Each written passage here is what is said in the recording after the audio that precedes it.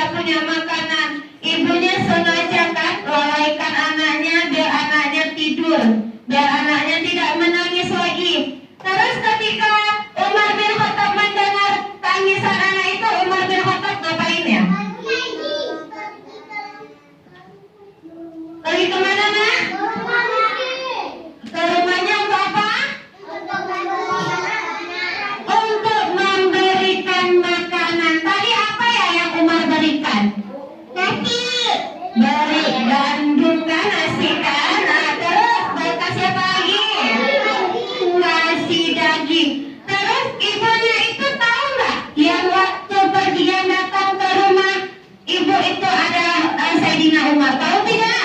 Nggak tahu, malah ibunya marah-marah. Ini gara-gara Umar. Dia pemimpin, tapi dia membuat rakyatnya kemiskinan dan kelaparan. Tapi Umar ketika ibu itu bilang Umar marah tidak? Oh enggak, Umar tidak marah.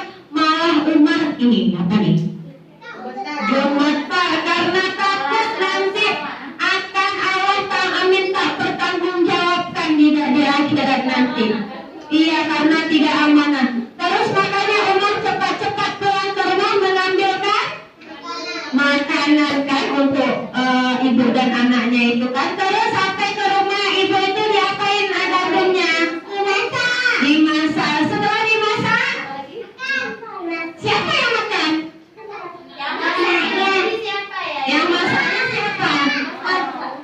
Umar yang masak. Umar nggak ada sama, oh saya pemimpin, nggak mau saya antarin makanan. Oh saya pemimpin, nggak mau saya masak-masak. Kan saya banyak anak buahnya, saya suruh aja anak buah saya. Umar ada